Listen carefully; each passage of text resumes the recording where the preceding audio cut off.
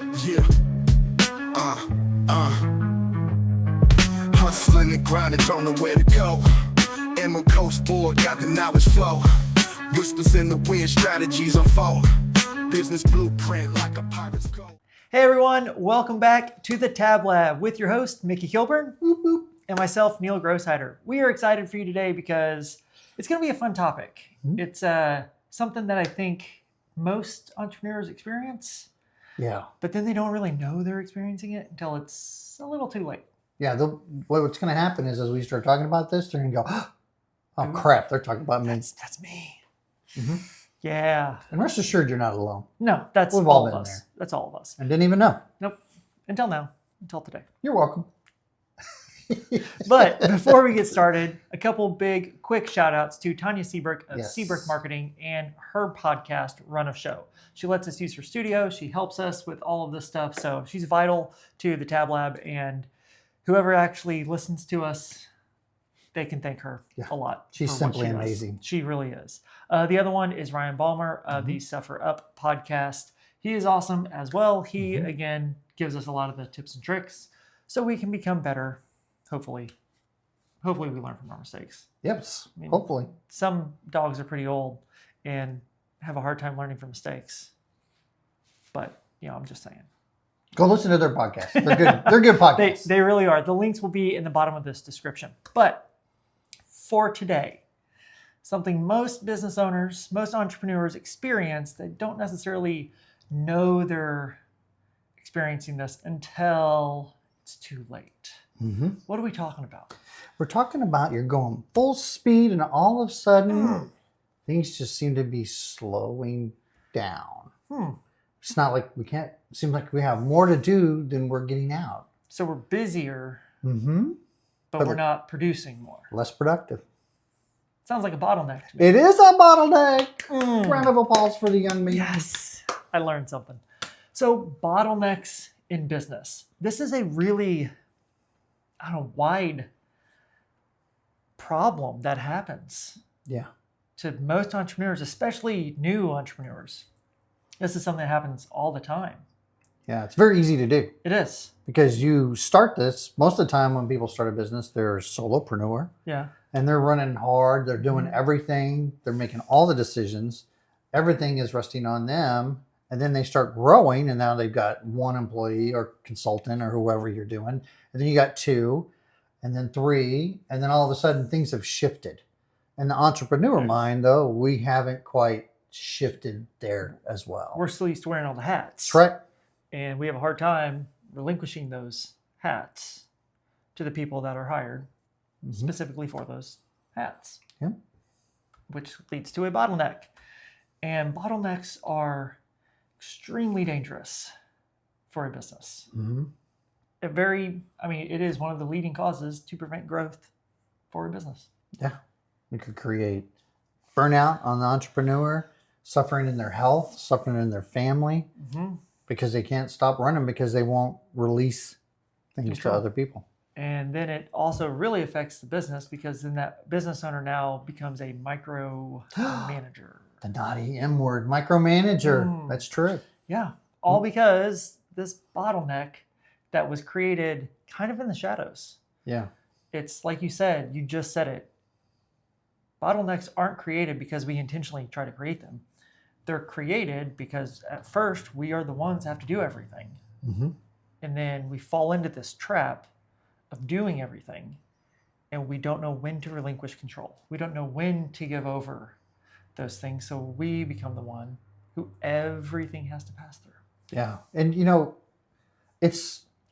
not bad for doing that because you've been doing this all on your own and now you've got the help, but you haven't shifted in your mind yet to do that. And you may not even realize you're being a micromanagement or a micromanager, but when you are, nobody grows underneath a micromanager. No.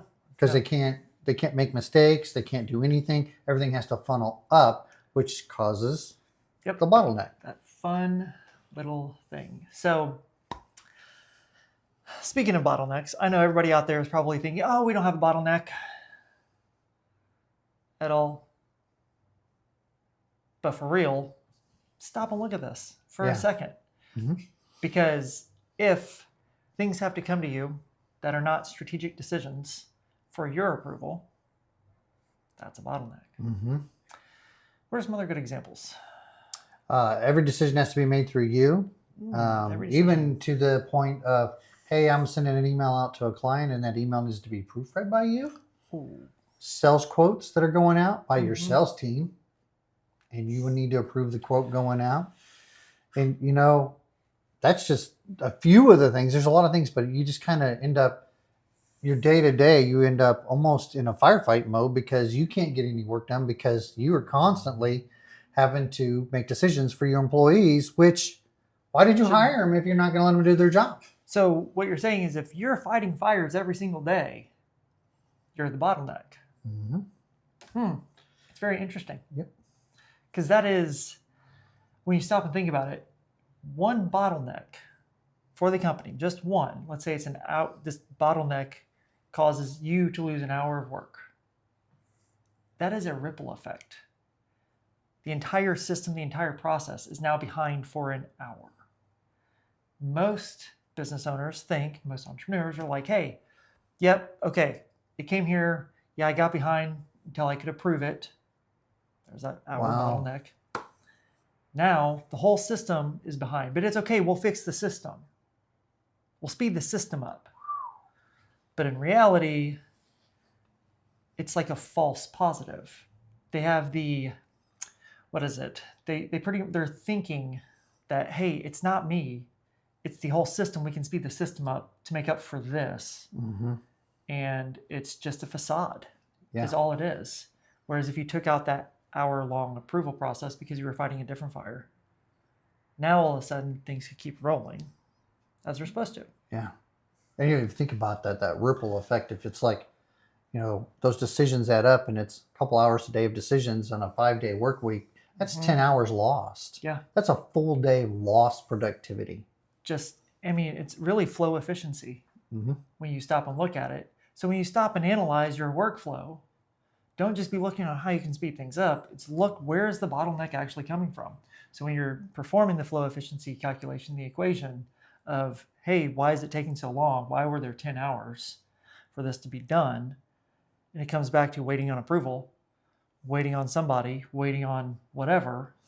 That's the bottleneck. Yeah. And that ripple effect is almost then becomes a tidal wave for everybody else. Because if your employees are waiting for you to get back to them and you delay the system, you delay the process, now all of a sudden it's like, here you go, Mickey. We need it done. And they're like, what is happening? And then they have all this stuff to do in a very limited amount of time. So then what happens to the quality? And that's interesting when you talk about that, those employees, those people you hire, and, we've talked about this before, you always hire smarter people than you to get the job done. So what happens to those employees? They lose morale. Yep. They lose productivity. And the next thing you know, they're doom scrolling on their phone because they can't work. They're waiting on you. Oh, let me check it on Facebook. Oh, look at that. So-and-so's hiring. Huh. I'm not really looking for a job, but I'm looking. Have you ever heard that? Heard that a lot. Heard that a lot. Yep. Yep. That is something we hear quite often, actually. Mm-hmm. They're not looking, but they're not opposed. Always open for opportunities. Always open for opportunities. Yeah. That is a dangerous thing. It is. And that right there is a highlight to the entrepreneur of like, why are you open for opportunities? This should be where you want to work. This should be the place you enjoy coming to work. Yeah. But now, Yeah. because of the bottleneck. Yeah. And, we always talk about as entrepreneurs, we work hard on our SOPs. We work hard on those, right? Yeah, and we we do. say, hey, part of our company culture, we're going to work on, personal development. We're going to have all these people trying to grow. And then SOPs don't matter because you're making all the decisions. So they don't really need to know how to make a decision. You're making them. So all that work you put in the SOPs are gone. Mm-hmm. Your company culture is shot because you said, hey, we're going to work on growing you as a person. And then you say, well, you're not smart enough to make a decision.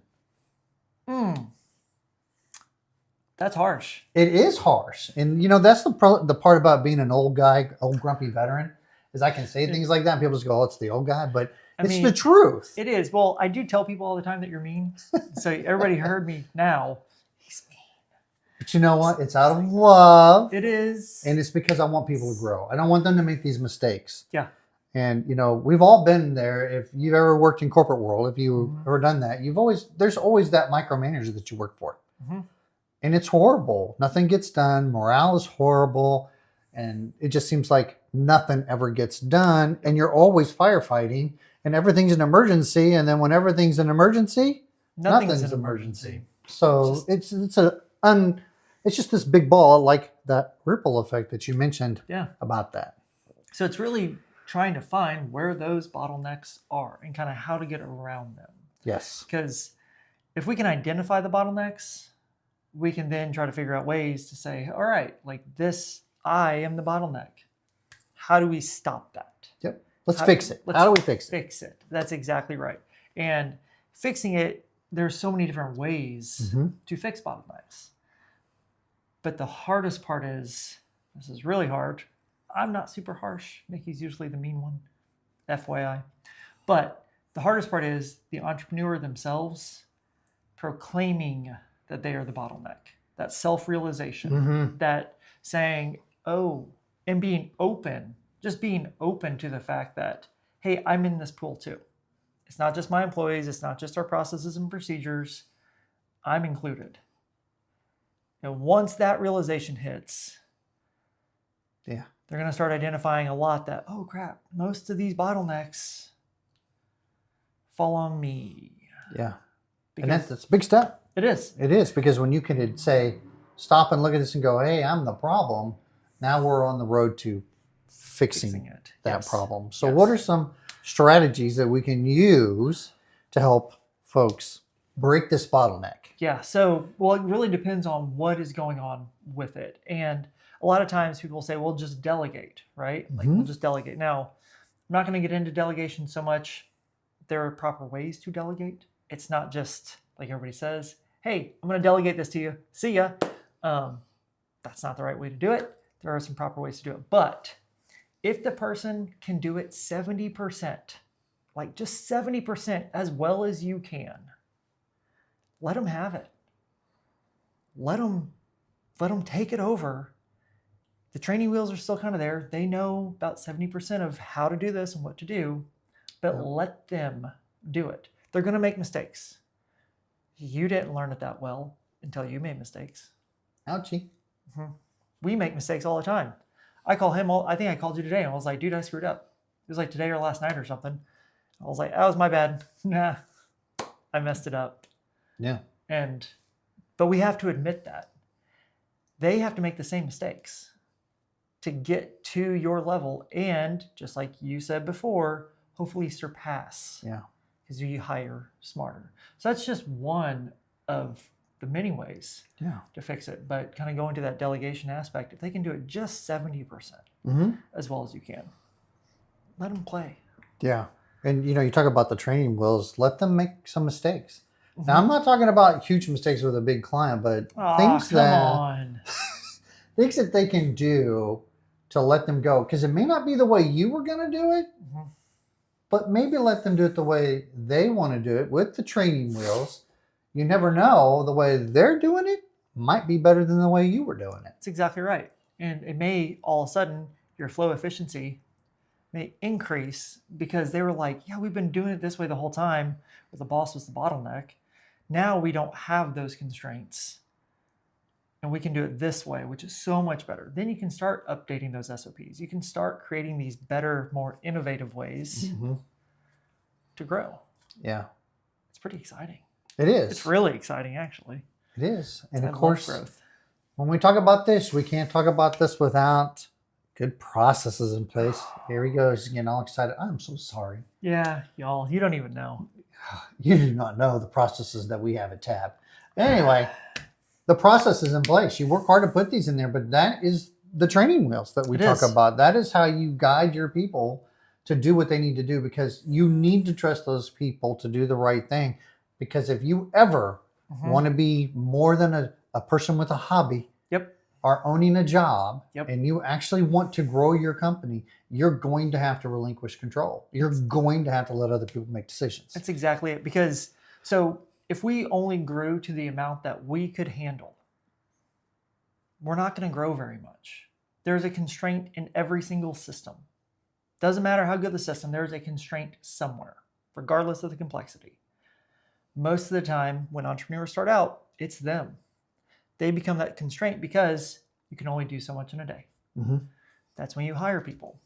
But if you don't allow them to actually do the job, like when I brought Mickey on, Here we go. it was rough for him because I kind of fed him to the wolves. He did. He was able to facilitate a few board meetings, a couple sample board meetings, and I'm like, good luck, bud. And I let him go. He sat and drank coffee and watched. It was horrible. It was fantastic. But if I would have been there facilitating every single time and him just watching, observing, and then while he's doing it, I would stand up and be like, oh, no, we don't do it this way or whatever, he would never have learned. Mm-hmm. So I had to relinquish my control, let him go at it, and now he's way better than I am, which is why we relinquish this control. But it's true. I mean, that's what you have to do. And you just have to trust that your relationship with those clients will hold it together if it is something that is like really big. Mm-hmm. Like for us, it is a big deal because one client to us is a big deal because we care about them, not just in a business and like, hey, sweet transaction level, but we truly do care about our people. That is one thing I will say that we are very passionate about is our clientele. We care about them on a very personal level. So me relinquishing that, super tough. But I know I'm the bottleneck. I can't have 1,000 boards and manage, 1,000 coaching clients. There's literally no time in the day for me to do that. So I know I have to have somebody and trust them to do it. But coming to that realization sucks. Yeah, it is. And it's tough. But when we do that, so use you for an example. When you say, hey, Mickey, I'm going to relinquish this board. And he stopped coming to my board meetings. At first I was like, hey, come to the board meeting. And he did. And then he just stopped coming. And the realization was it was a growing moment for me. And it really, you talk about employee development. That was it right there. Neil knew I needed that confidence boost because he was being a leader, not a manager. It's a whole nother topic. But he guided me into doing this on my own. And what this did was it allowed Neil to free up. Now Neil's going to the chamber. He's trying to get us more boards. He's trying to get us more coaching clients. By relinquishing that, releasing that bottleneck, we're growing. Yeah. And that's what we as entrepreneurs have to do, right? And if I would keep that hat on, we would never grow. That's right. So it's one of the hardest things entrepreneurs have to do. Yep. One of the other big things that I think all entrepreneurs struggle with, especially new ones, is going back to micromanaging. We were talking about all the hats and everything. When you do start hiring employees, the best thing you can do is when you have a team meeting, you speak last. That's some wisdom right there. Because if you speak first, what are your employees trying to do? They're trying to live up to what the boss wants. And is that what they want? Not good bosses anyway. Yeah. If these employees see efficiencies in the pipeline, if they see where the bottlenecks are, but they know the boss, they have to appease to the boss, or hey, the boss had this other idea fairy hit, great, more work for us, and awesome. Well, yeah, good job, boss. That sounds great. We'll get it done. No. Every time you have meetings, the boss should be the one speaking last. That way, all these other ideas come up because they don't know what the boss wants to hear. They don't know their stance or position on it. By doing that, just think about what that does for not only the employees, but the employer.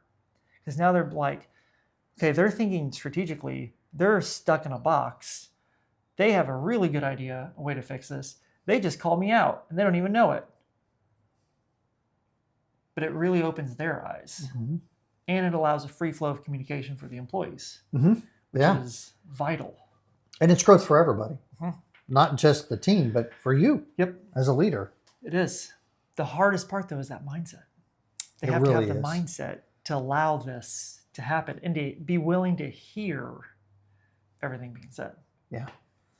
You know, when you think about this, it really comes back at the very core of this. If you want to fix being the bottleneck, stop, look back, and think about your why. Because if you think about your why, and you know, both of ours are a lot to do with our family. Yep. And to do that, we have to grow tap. Yep. We have to do that. If we are bottlenecking it, we can never achieve our why. Correct. What is the point? Yep.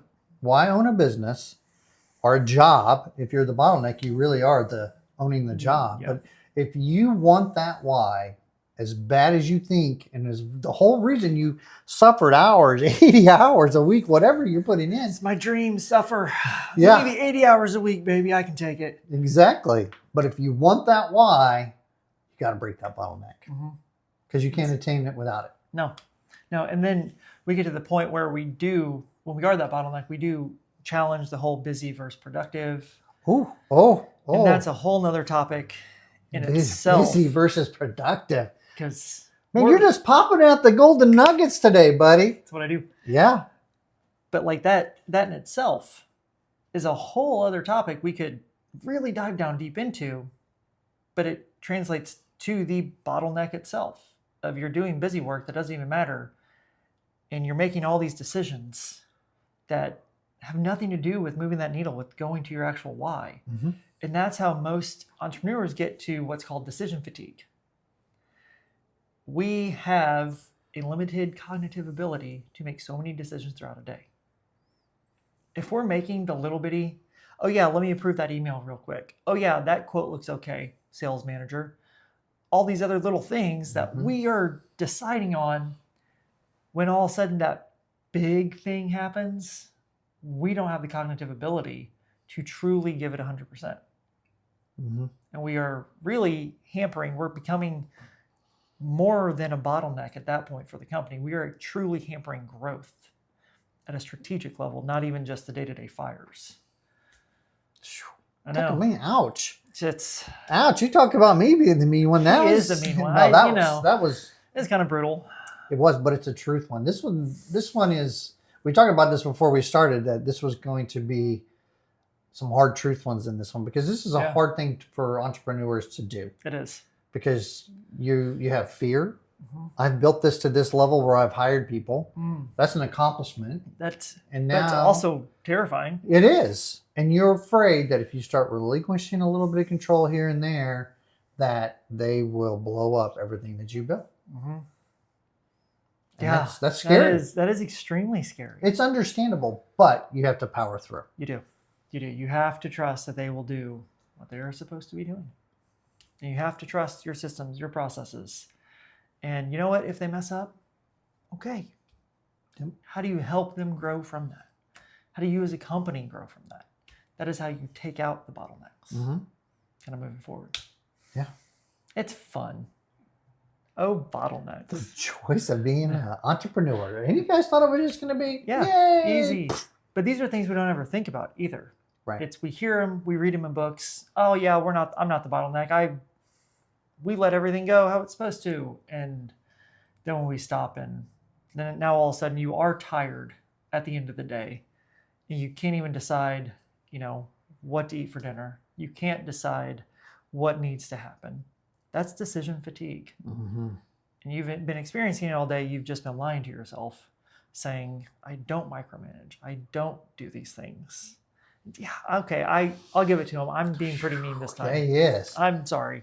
But hard truths are what we need to hear. Yes. Sometimes. And we know these hard truths that we're talking about is actually, believe it or not, is out of love, because it will affect your health and it will affect your life. Yeah. And I know he sees it all the time, and so do I, but like with clients or just people we meet in a coffee shop, and all of a sudden we're hearing them talk and they're explaining things to us, and we're both like, well, why are you doing that?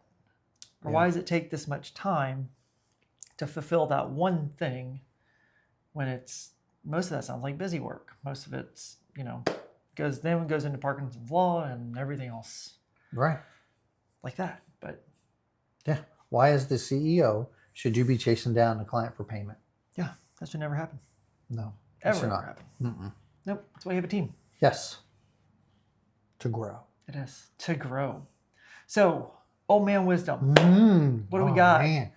It's hard. You were throwing nuggets out today, so You're it'd be welcome. hard to come up with anything better than that. See, But I'm getting wiser. This gray hair is gray, coming yeah. out. Yeah. yeah, are you sure it's not L that's causing the gray? More so Corey. Oh, sorry, Corey. Good thing she doesn't watch it. Yeah, yeah. So, I would say that, remember your why. That's the most important thing. And stop trying to be the smartest person in the room. Mm. You don't need to be. If you're the smartest person in the room, then you hired wrong. You should be hiring people that are smart, that are going to propel you to be better. Yeah. And when you hire those people and you surround yourself with successful people, which you should be doing, sounds like a segue into the next one. It does. Anyway, when you surround yourself with that kind of people, it allows you to focus on the strategic. It allows you to focus on your vacation, and it allows you to grow your business to the point where you can do whatever you want. So what I'm hearing is it allows you to be the visionary of why you started the company in the first place. Right? And when all of a sudden you have nothing to do, you don't pick up more to do and become another bottleneck. You allow them and help that company grow from the strategic level. Yeah. You didn't start a company to be a technician. Ooh. See, okay, that was harsh. That was harsh. It's the truth. It is though. But I love that. You didn't start a company to be a technician. Yeah. Once in a while, I throw something smart out. It's not often. Good thing it's recorded. Sometimes it's smart aleckness, but Truth. Yeah. Ask my wife and kids. They will tell you. Yes. Bless But their no, hearts. but this subject right here is a creeper subject because we don't see it. It's almost impossible for an entrepreneur, the boss, to identify unless they're looking for it. Yeah. Because they always think it's the system, it's an employee, it's something else. But the majority of the time, it falls back to that entrepreneur. And if they don't have their eyes open for it and looking for them being the bottleneck, it never gets fixed. And that's where that chicken and the egg conversation comes, isn't it? It's like, well, we can't do this until we get this. So I have to get this first to get this. But in order to get that, we have to have this. And it's like back and forth and back and forth. Or we hear it with money all the time. Yeah, really, we want to get to here, but we need more funds from here to get to there. But we need this to get more funds. And it's like this ever revolving. Yeah. And it's like, Yep. there's a bottleneck in there. Mm-hmm. Find it. Yep. There's a good chance you should start with you, then move outward. Yep. So, man, tough talk today. It was tough talk, but it's all out of love and it's for growth. We Yes. don't always talk about all the fluff. We don't always talk about build a business plan and the normal stuff you hear. We talk about the stuff that's real, as you experience in the trenches. So you can't learn this in a book? No, you cannot. Nope. So I read a book the other day. you actually read? I thought I had it all figured out. Huh. Apparently not the case. No. This guy. Yeah, he's got to deal with me all the time. But, Well, thank you guys so much for tuning in to the Tab Lab. We hope you guys actually got something from this one because this was like a tough talk more so than usual. It was, yeah. But truly do take that inward perspective. Stop and really look at yourself, how you're managing your business, how your employees are really, engaging with you. When you bring up an idea, are they just appeasing you or are they challenging you? Did you give them that leash? Mm-hmm. Did you give them that comfortability to say, you know what, boss, I don't know if that's a good idea. Because if they don't have that, there's a good chance they're just appeasing you and you're that bottleneck that is keeping them from growing, keeping the company from growing, keeping your customers happy, all that stuff. Yep. It's a good litmus test. It is. It's a great litmus test. You can try that in your next staff meeting. Ooh, I like it. Challenge them to give you ideas, and if they don't say anything that isn't coming out of your mouth, you're probably the bottleneck. Yep. There it is. Right there. Again, old man wisdom. But thank you guys so much for Thank you. tuning in to the Tab Lab. We'll catch you next time. See ya. Yeah.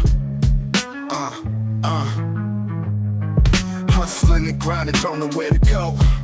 And my coast board got the knowledge flow. Whispers in the wind, strategies unfold. Business blueprint like a pirate's code.